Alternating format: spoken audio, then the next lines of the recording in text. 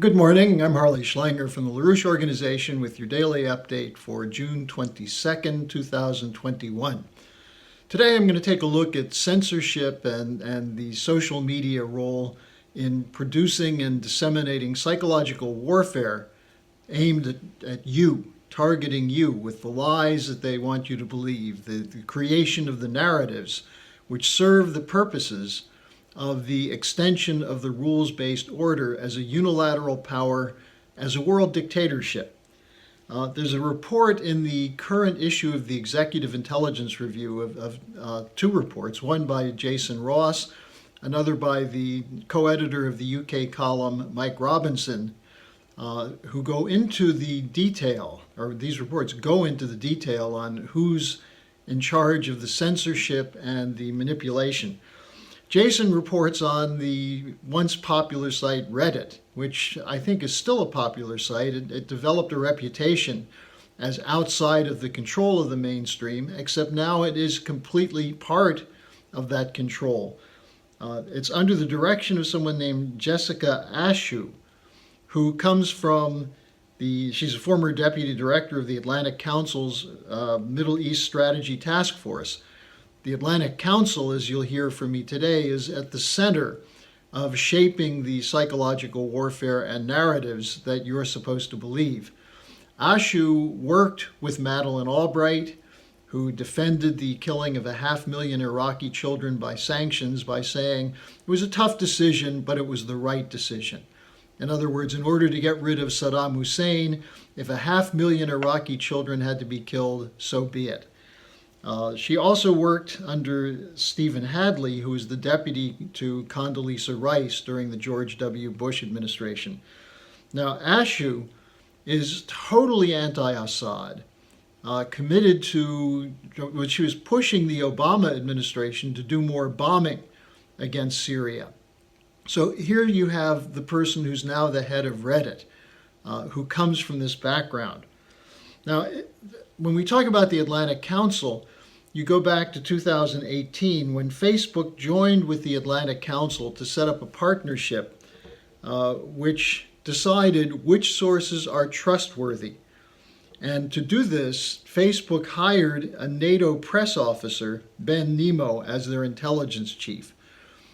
Now, the Atlantic Council essentially functions as a Washington NATO coordinating council, a so-called think tank, which is a pass-through for all kinds of officials in government who serve on its boards and its task forces, who give presentations at its seminars. So with the Atlantic Council, you know what you're getting. You're getting the line from NATO.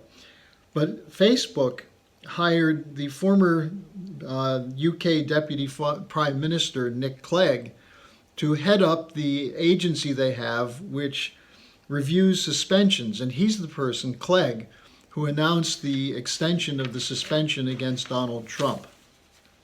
Then you have Microsoft, which set up something called NewsGuard to make sure your news is protected. It's run by former NSA director and CIA director Michael Hayden, someone who is right at the center of the whole lying narrative of Russiagate, and also former Secretary General of NATO Anders Rasmussen. So these are the people who are controlling what comes up from Microsoft Edge.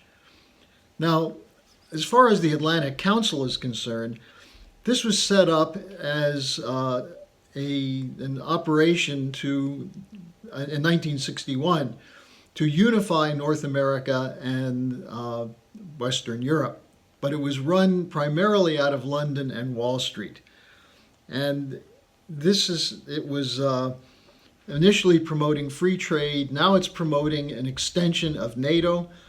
The whole idea of the Alliance of Democratic States, the D10, is coming from the Atlantic Council. This is something that Biden was being pulled into prior to the G7 summit and the NATO summit. The regular seminars, you can just go on to line at the Atlantic Council and see who they have speaking at seminars.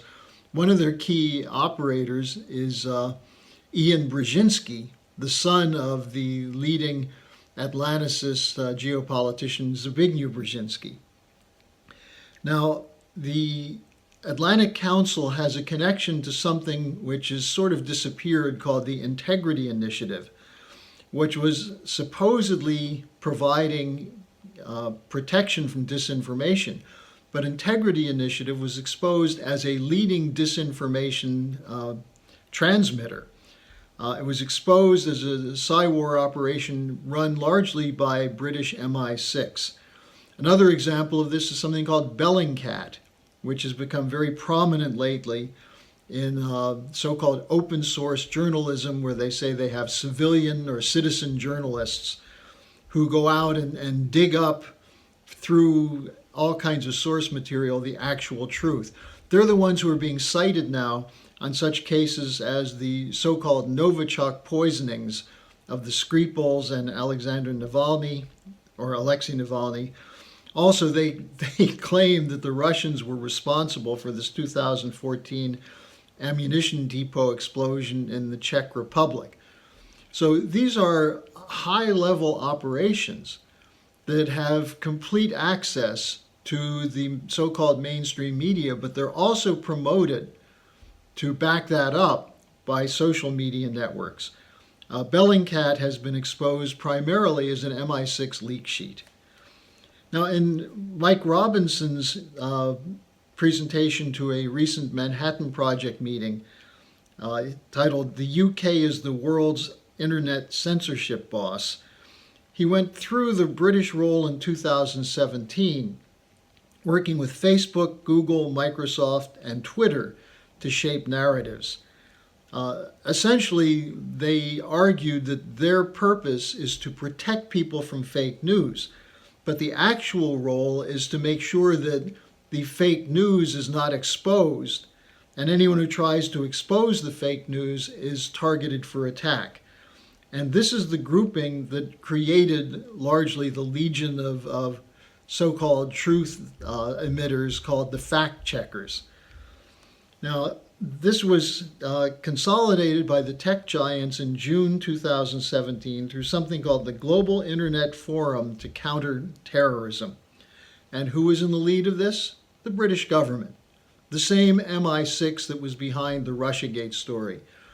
You can throw in GCHQ as a part of this because they're supposedly the British equivalent of the NSA, but they've been involved in promoting false narratives going back to their initiating role back in December 2015 of the warning that the Russians were involved in preparing to hack the 2016 election. Now, if you look at this, the thing to look at is where's the money for this? The leading funders for the Atlantic Council, which is sort of a coordinating center for this activity, the leading funders in 2018 were Facebook and the British government. What are some of the stories they've been spreading? Well, the whole Russian hacking story going back to the elections. In 2016, they claimed the Brexit election, there was Russian hacking, the French elections, as well as things such as solar winds and the Colonial Pipeline. It's through these networks that they claim that it's the Russians who are behind this. The Novichok poisoning, the so-called experts they have from Porton Downs. For example, in the Navalny case, Navalny was treated in Russia, then he was sent to Berlin for treatment.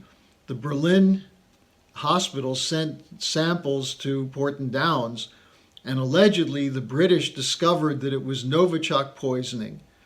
And now Bellingcat claims they have evidence that the same two people involved in the 2014 Czech explosion were on a plane with Navalny or were somehow connected to Navalny. And when the Russian government said, would you please send us proof of these samples, they've never gotten it. So these are how the narratives are created. Similarly, the suppression of the story of the whistleblowers at the OPCW, the Organization for the Prohibition of Chemical Weapons, the actual inspectors who looked in Duma in Syria and concluded there was no chemical warfare attack by the Assad government. Well, the suppression of that story is carried out through these same networks because that's supposedly fake news. So when you're looking over the stories that are coming out in the day-to-day media, I know many of you don't believe them for good reason. But what you need to know is that this is coordinated by the highest levels of British intelligence, working through networks in the State Department, the CIA, the so-called intelligence community in the United States. And that this has an explicit purpose to keep the world under the control of the narratives that benefit the so-called rules-based order, which is designed to protect the financial interests and the strategic interests of the City of London and Wall Street. As you know, as you can see over my shoulder, there's a book supposedly called The Merchants of Truth, written by New York Times liar Abramson, who goes on to talk about how the media has been upgraded in the last years to make sure you get the truth. Well, lying books such as this go hand in hand with what I've just reported to you. So you can look in the description of our this video today to get the connection to the article on Mike Robinson's report on how the UK is responsible as the leading internet censor. So thanks for joining me. I'll be back again tomorrow.